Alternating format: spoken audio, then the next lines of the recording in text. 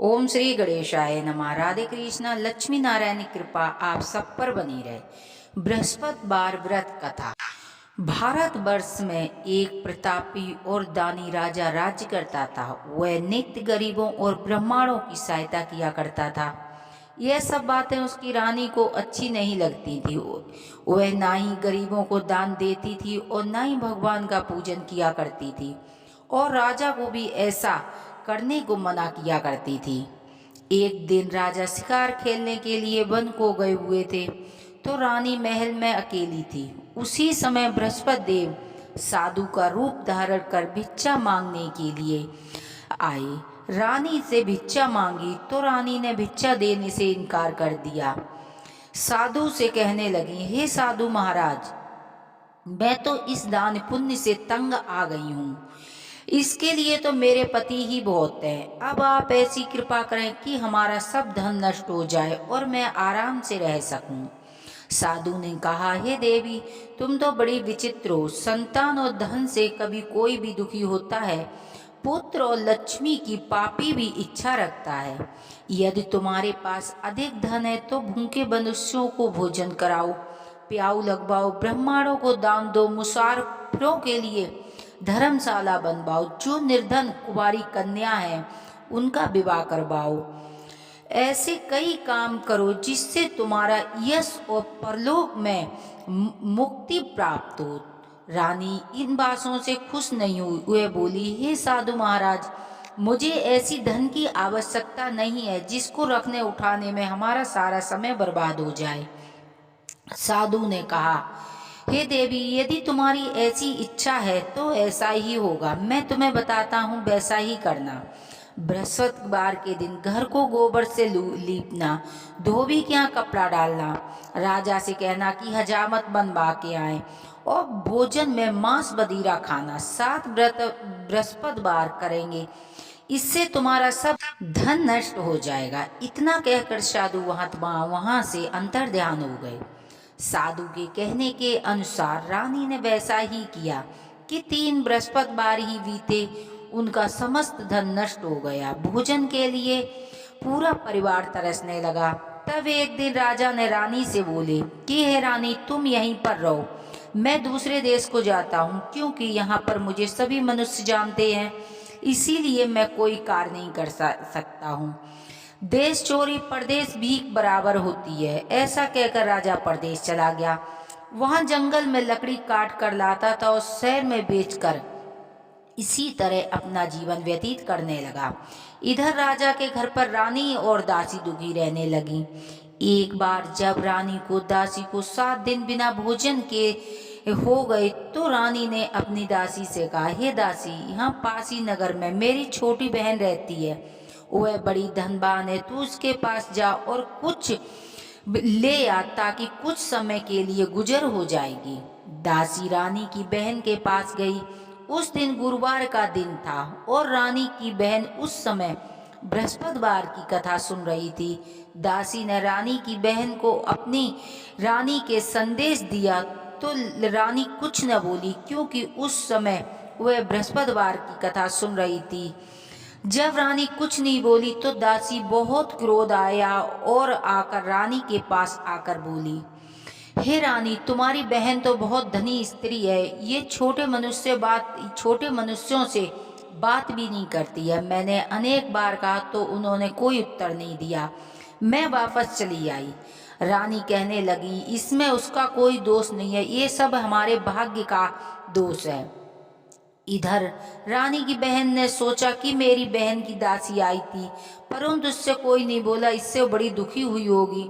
कथा सुन और पूजन समाप्त कर वह अपनी बहन के घर आई और कहने लगी, हे बहन, बृहस्पतिवार का व्रत कर रही थी, तुम्हारी दासी गई। जब तक कथा होती है तब तक ना ही उठती हैं ना ही बोलती हैं। कहो, तुम्हारी दासी क्यों गई थी? रानी बोली, बहन, तुमसे कुछ छिपा तो नहीं है। हमारे घर पे अनाज नहीं था, इसीलिए तुम्हारे घर 5 सेर अनाज लेने भेजा था। कहते कहते रानी के आंखों में आंसू भर आए। तभी रानी की बहन बोली, देखो बहन, भगवान विष्णु सबकी इच्छा पूरी करते हैं, शायद तुम्हारे घर में अनाज रखा हो। पहले तो रानी को विश्वास नहीं हुआ, पर बहन के आग्रह करने पर उसने अपनी दासी को अंदर भेजा तो उसे सचमुच एक अनाज का भरा घड़ा मिला। यह देखकर दासी और बड़ी हैरान हुई। दासी रानी से कहने लगी कि हे रानी, जब हमको भोजन नहीं मिलता तो हम रोज व्रत करते हैं। अगर इनसे व्रत की विधि पूछ ली जाए ताकि हम भी व्रत किया करेंगे। तब रानी ने अपनी बहन से पूछा, बृहस्पतिवार के व्रत में क्या करना चाहिए? उनकी बहन ने बताया, बृहस्पतिवार के व्रत में चने की दाल और मुनिक्का से विष्णु भगवान का केले की जड़ में पूजन करें तथा दीपक जलावे, व्रत कथा सुने और पीला भोजन करें। इससे बृहस्पति भगवान प्रसन्न होते हैं। व्रत और पूजन विधि बताकर रानी की बहन घर लौट गई। 7 दिन बाद जब गुरुवार आया तो रानी और दासी ने व्रत रखा। गुड़साल से जाकर चना गुड़ बीन लाई, फिर उससे केले की जड़ का पूजन किया, विष्णु भगवान का पूजन किया। अब पीला भोजन कहाँ से आए? बहुत दुखी थी क्योंकि उन्होंने व्रत रखा था, इसीलिए बृहस्पति देव ने प्रसन्न थे। इसीलिए वे एक साधारण व्यक्ति का रूप धारण करके 2 थालों में सुंदर भोजन लेकर आए और दासी को देकर बोले, ये तुम्हारी और तुम्हारी रानी के लिए है, तुम दोनों भोजन करना। दासी भोजन को पाकर बहुत प्रसन्न हुई और रानी से कहने लगी, रानी चलो भोजन कर लो। रानी को इस विषय में कुछ पता नहीं था, तो रानी बोली, तू ही भोजन कर ले क्योंकि तू हमारी व्यर्थ में हंसी उड़ाती है। दासी बोली, ये महात्मा भोजन दे गया है और हम दोनों साथ साथ भोजन करेंगे। तब दासी ने, रानी ने, दोनों ने बृहस्पतिवार को नमस्कार कर और भोजन आरंभ किया। अब रानी और दासी के पास पहले की तरह फिर से धन हो गया। तभी रानी फिर आलस करने लगी। तब दासी बोली, देखो रानी, तुम पहले भी इसी प्रकार आलस करती थी, तुम्हें धन रखने से कष्ट होता था, इस कारण सभी धन नष्ट हो गया है। अब जब भगवान बृहस्पतिवार की कृपा से हमें धन मिला है तो तुम्हें फिर से आलस होने लगा है। हमने बड़ी मुसीबतों के पास धन पाया है। रानी को समझाते हुए दासी कहने लगी कि हे दासी, हे रानी, हमें दान पुण्य करना चाहिए, भूखे मनुष्यों को भोजन कराना चाहिए और धन शुभ कर्मों में खर्च करना चाहिए, जिससे तुम्हारे कुल का यश बढ़ेगा, स्वर्ग की प्राप्ति होगी और पितृ भी प्रसन्न होंगे। दासी की बात मानकर रानी ने वही काम करना शुरू किया कि पूरे नगर में रानी की चर्चा होने लगी और यश फैलने लगा। एक दिन राजा दुखी होकर जंगल में एक पेड़ के नीचे बैठ गया, आसन जमाकर बैठ गया। वह अपनी दशा को याद करके और व्याकुल होकर रोने लगा। बृहस्पतिवार का दिन था। एकाएक उसने देखा कि निर्जल वन में एक साधु प्रकट हुए हैं। वह साधु के भेष में स्वयं बृहस्पति देवता थे। लकड़हारे के सामने आकर बोले, हे लकड़हारे, तुम इस सुनसान जंगल में किस चिंता में मग्न बैठे हो?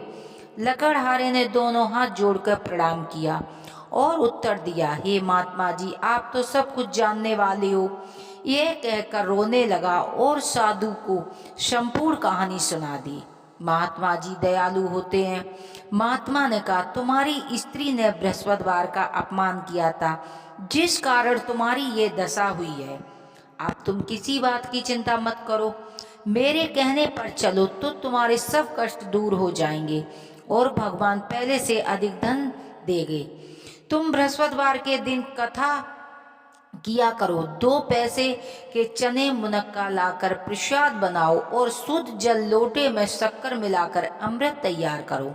कथा के पश्चात अपने सारे परिवार और सुनने वाले प्रेमियों व अमृत प्रसाद बांटकर स्वयं भी ग्रहण किया करो। भगवान तुम्हारी सभी मनोकामनाएं पूरी करेंगे। साधु के ऐसे वचन सुनकर लकड़हारा बोला, हे प्रभु, मुझे लकड़ी बेचकर इतना पैसा नहीं मिलता है जिससे भोजन के उपरांत कुछ बचा सकूं। मैंने रात्रि में अपनी रानी को व्याकुल देखा है, मेरे पास कुछ नहीं है जिससे मैं उसकी खबर मंगा सकूं। साधु ने कहा, हे लकड़हारे, तुम किसी बात की चिंता मत करो। बृहस्पति देव के दिन तुम रोजाना की तरह लकड़ियां लेकर शहर में जाओ, तुमको रोज से दुगना धन प्राप्त होगा जिससे तुम भली भांत भोजन कर लोगे और तथा बृहस्पति देव की पूजा का सामान भी आ जाएगा। इतना कहकर साधु अंतर ध्यान हो गए। धीरे धीरे समय व्यतीत होने लगा। फिर वही बृहस्पतिवार का दिन आया। लकड़हारा जंगल से लकड़ी काटकर किसी शहर में बेचने गया। उसे उस दिन और दिन से अधिक पैसा मिला। राजा ने चना गुड़ आदि लाकर गुरुवार का व्रत किया। उस दिन से उसके सभी कलेश दूर हो गए। परंतु जब दूसरा गुरुवार आया तो वह व्रत रखना भूल गया। इस कारण बृहस्पति देव नाराज हो गए। उस दिन नगर के राजा ने विशाल यज्ञ का आयोजन किया। शहर में घोषणा करवा दी कि कोई भी मनुष्य भोजन न बनावे, अपने घर आग न जलावे, समस्त जनता हमारे यहाँ भोजन करने आए। इस तरह की संपूर्ण नगर में घोषणा करवा दी। राजा की आज्ञा अनुसार सभी लोग भोजन करने आए, लेकिन लकड़हारा कुछ देर से पहुंचा। इसीलिए राजा अपने साथ लेकर आए कि भोजन करा ही रहे थे। रानी की दुष्ट नजर उस खुट्टी पर पड़ी जिस पे उसका सोने का हार लटका हुआ था। उसे नहीं दिखाई दिया। उसने सोचा इसी मनुष्य ने मेरा हार चुरा लिया है। उसी समय सिपाहियों को बुलवाकर राजा को कारागार में डलवा दिया। जब लकड़हारा कारागार में पड़ गया और बहुत दुखी होकर विचार करने लगा कि न जाने कौन से पूर्व जन्म के लिए मेरे लिए दुख प्राप्त हुआ है। अब उसी साधु को याद करने लगा जो कि उस जंगल में मिला था। उसी समय तत्काल बृहस्पति देव साधु के रूप में प्रकट हुए और उसकी दशा देख कर कहने लगे, अरे मूर्ख, तुमने बृहस्पतिवार की कथा नहीं कही थी जिस कारण तुम्हें ये दुख प्राप्त हुआ है। अब तुम किसी बात की चिंता मत करो। बृहस्पतिवार के दिन कारागार के दरवाजे पर 4 पैसे मिलेंगे, तो उससे बृहस्पति देव की पूजन करना, तेरे सभी कष्ट दूर हो जाएंगे। बृहस्पति के दिन उसे 4 पैसे मिले। लकड़हारे ने कथा कही। उसी रात में बृहस्पति देव ने नगर के राजा को स्वप्न में कहा, हे राजा, तुमने जिस आदमी को जेल में बंद कर दिया है वह निर्दोष है, वह राजा है, उसे छोड़ देना। रानी का हार उसी कुट्टी पर लटका हुआ है। अगर तूने ऐसा नहीं किया तेरे राज्य को नष्ट कर दूंगा।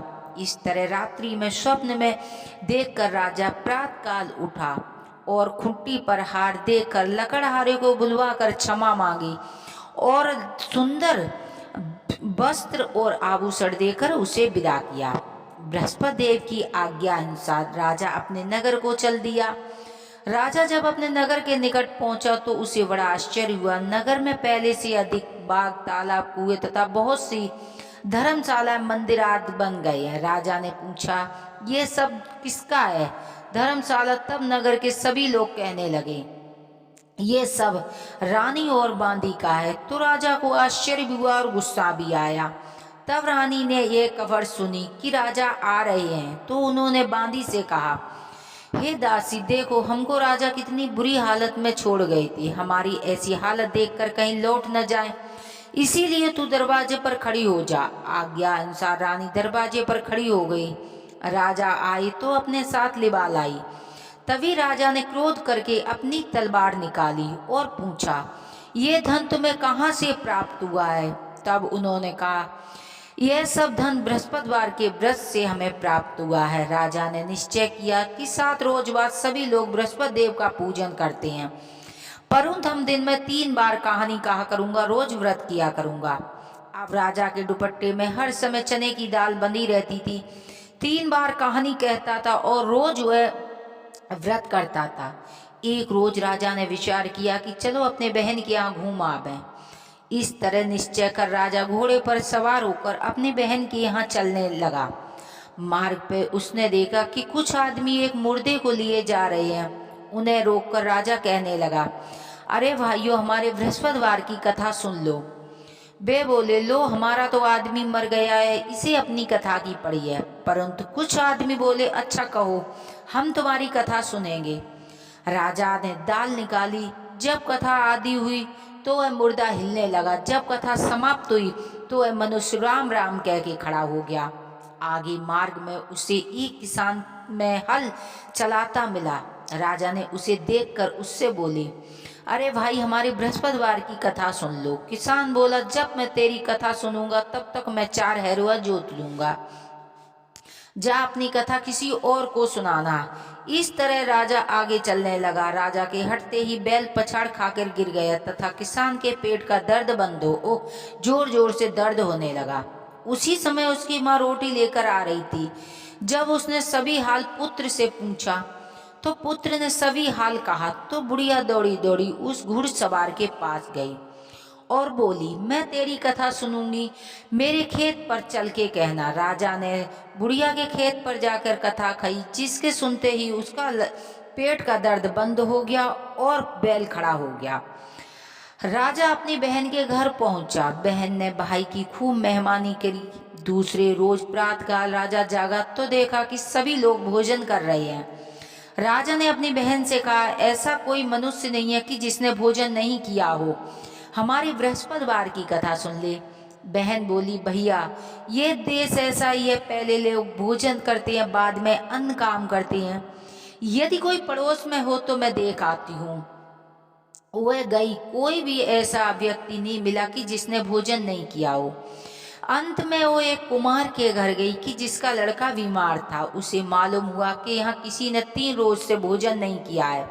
रानी ने अपने भाई की कथा सुनने को कही तो तैयार हो गया। राजा ने जाकर कथा कही कि जिससे सुनते ही उसका लड़का ठीक हो गया। अब तो राजा की प्रसन्नता होने लगी। एक रोज राजा अपने बहन से कहने लगा कि बहन, हम अपने घर चलेंगे, तुम भी तैयार हो जाओ। बहन ने अपनी सास से कहा तो सास बोली, हाँ चली जा, पर अपने लड़कों को मत ले जाना क्योंकि तेरे भाई को कोई औलाद नहीं है। बहन बोली, भैया मैं तो चलूंगी, परंतु कोई बालक नहीं जाएगा। राजा बोला, जब कोई बालक नहीं जाएगा तो तुम जाकर क्या करोगी। बड़े दुखी मन से राजा अपने नगर लौट आया। राजा ने अपनी रानी से कहा, हम निर्वंशियां हैं, हमारा मुंह देखने का धर्म नहीं है, कुछ लोग तो भोजन भी नहीं करते हैं। रानी बोली, हे प्रभु, बृहस्पति देव ने हमें सब कुछ दिया है तो हमें औलाद भी अवश्य देंगे। उसी रात्रि में बृहस्पति देव ने राजा को स्वप्न में कहा, हे राजा उठ, सभी सोच त्याग दे, तेरी रानी को गर्भ से है। यह बात सुनकर राजा को इस बात सुनकर बड़ी खुशी हुई। 9वें महीने में उसके गर्भ से एक सुंदर पुत्र पैदा हुआ। तब राजा बोला, हे रानी, स्त्री बिना भोजन के रह सकती है पर बिना कहे नहीं रह सकती है। जब मेरी बहन आवे तो तुम उससे कुछ मत कहना। रानी ने सुनकर हाँ कर दिया। जब राजा की बहन ने यह शुभ समाचार सुना तो बहुत खुश हुई तथा बधाई लेकर अपने बहन के भाई के यहाँ आई। तभी रानी ने कहा, घोड़ा चढ़कर तो नहीं आई, गधा चढ़ी आई। राजा की बहन बोली, भाभी मैं इस प्रकार नहीं कहती तो तुम्हें औलाद कैसे मिलती। ऐसे ही है बृहस्पति देव, जैसे जिसके मन में सभी कामनाओं को पूर्ण करते हैं। जो सद्भावना से बृहस्पतिवार का व्रत करता है, कथा पढ़ता है तथा दूसरों को सुनाता है, बृहस्पति देव उनकी सभी मनोकामनाएं पूरी करते हैं। भगवान बृहस्पति देव सदैव उनकी रक्षा करते हैं। संसार में जो मनुष्य सद्भावना से भगवान के पूजन व्रत सच्चे हृदय से करते हैं, उनकी सभी मनोकामनाएं पूरी करते हैं। जैसी सच्ची भावना से राजा और रानी ने उनकी कथा का गुणगान किया था तो उनकी सभी इच्छाएं बृहस्पति देव ने पूर्ण की थी। इसीलिए कथा सुनने के बाद प्रसाद लेकर जाना चाहिए, हृदय में मनन करते हुए जय जयकार बोलना चाहिए। जय बोलो विष्णु भगवान की जय। ओम जय बृहस्पति देवा, स्वामी जय बृहस्पति देवा। छिन छिन भोग लगाऊं, पले पले भोग लगाऊं, कदली फल मेवा। ओम जय बृहस्पति देवा। तुम पूर्ण परमात्मा, तुम अंतर्यामी, जगत पिता जगदीश्वर, तुम सबके स्वामी। ओम जय बृहस्पति देवा। चरणामृत निज निर्मले, सब पातके हरिता, सकल मनोरथ दायके, कृपा करो वरता। ओम जय बृहस्पति देवा। तन मन धन यारे पड़े करे, जो जन शरण पड़े, प्रभु प्रकट तब हो करे आकर द्वारे कड़े। ओम जय बृहस्पति देवा दीन दयाल दयानिधि भक्तन हितकारी। पाप दोष सब हरिता भवो बंधन हारी। ओम जय बृहस्पति देवा सकल मनोरथ दायक सब संचय हारो। विषय विकार मिटाओ संतन सुखिहारी। ओम जय बृहस्पति देवा जो कोई आरती तेरी प्रेम सहित गावे। जेठ आनंद आनंद सो निश्चय पावे। ओम जय बृहस्पति देवा जय बृहस्पति देवा स्वामी जय बृहस्पति देवा। चिन चिन भोग लगाऊं पल पल भोग लगाऊं कदली फल मेवा। ओम जय बृहस्पति देवा। सब बोलो विष्णु भगवान की जय, बोलो बृहस्पति देव भगवान की जय, लक्ष्मी नारायण की जय। यदि हमारी कथा कहानी आपको अच्छी लगती है प्लीज चैनल को सब्सक्राइब करें, वीडियो